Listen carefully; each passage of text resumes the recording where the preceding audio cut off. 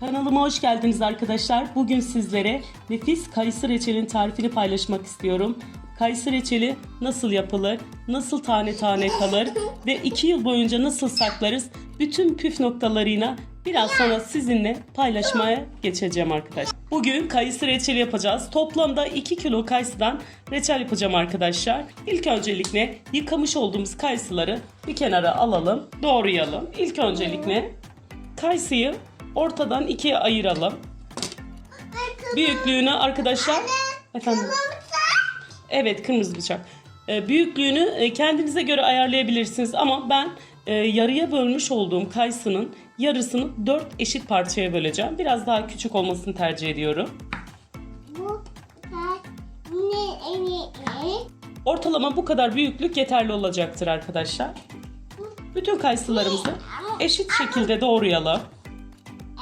Ayrıca arkadaşlar kayısıda reçel yaparken tercih edeceğimiz noktalardan biri olmuş kayısı. Ne kadar güzel, çok olmuşsa kayısı o kadar da güzel ve lezzetli olur. Çok yeşil olan kayısılarda istediğimiz sonucu elde edemeyiz. Doğramış olduğumuz kayısıları bir kenara alalım ve bütün işlemi aynı şekilde tekrar edelim. Bütün kayısıları eşit şekilde doğradık. Şimdi bu kayısıları güzel bir şekilde tencerenin içerisine dizelim. Doğradığımız kayısıları tencerenin içerisine bırakalım. Toplamda 2 kilo kayısı için arkadaşlar 5 su bardağı şeker kullanacağım. Şimdi aralarına bu şekilde kat kat atıp şekerini ilave edeceğim.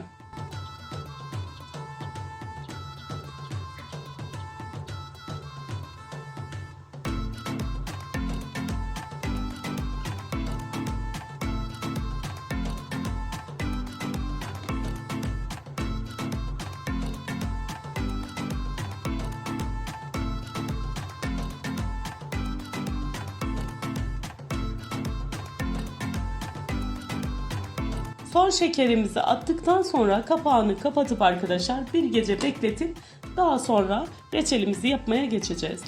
Değerli arkadaşlar, şekerini döküp bir gece beklettikten sonra kayısılar suyunu bıraktı.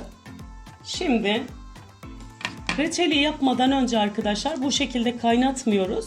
Kayısıları içerisinde süzüp başka bir tencerenin içerisine alalım. Gördüğünüz gibi gayet güzel bir şekilde suyunu bırakmış kayısılar.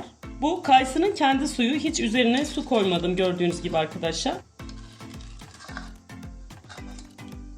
Şerbetimiz yaklaşık olarak 20 dakikadır kaynıyor arkadaşlar. Üzerine çıkan bu köpükleri kesinlikle hepsini almaya çalışalım. Daha kaliteli, iyi bir reçel istiyorsak bu köpükleri üzerinde bırakmayalım arkadaşlar. Şerbetin kıvamını kontrol etmek için kaşığı aldığımız şerbeti tekrar dökelim. Damlalar eğer yavaş düşüyorsa şerbetimizin kıvamı tamamdır demek arkadaşlar. Şimdi içerisine ayırmış olduğum kayısıları ilave ediyorum.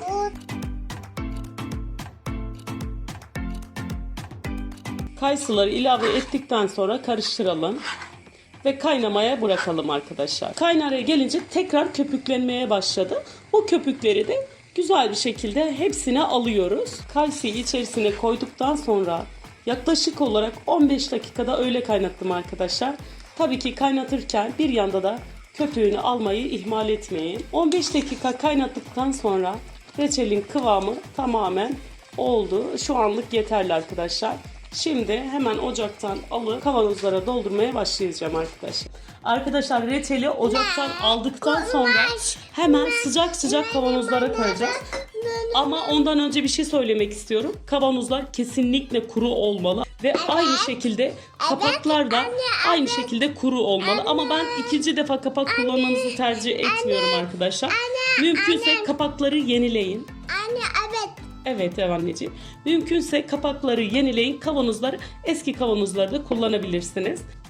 Sıcak sıcak kavanozlara reçelimizi dolduralım. Hem içindeki kayısıyla hem şerbetiyle eşit şekilde doldurmaya çalışalım arkadaşlar.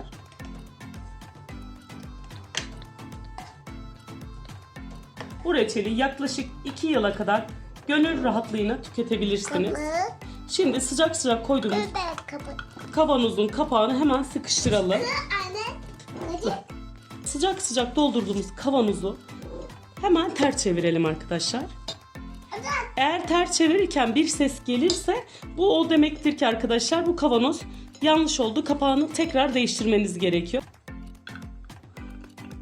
Aynı şekilde kapağı hemen kapatalım ve iyice sıkıştıralım.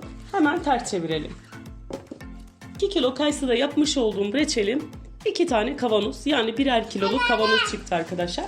Yine bir tabakta kayısı reçelim kaldı. Şimdi onu da doldurup size göstereceğim arkadaşlar. Arkadaşlar kayısı reçelimiz hazır. İnanılmaz güzel oldu. Tane tane olan bu kayısı reçelini 2 yıl boyunca çok rahat bir şekilde saklayabilirsiniz. Kesinlikle dolaba koymanıza gerek yok. Serin bir yerde muhafaza etmeniz yeterli olacaktır. Buraya kadar izlediyseniz arkadaşlar kanalıma abone olmayı, yorum bırakmayı unutmayın. Başka bir videoda görüşmek üzere. Hoşça kalın.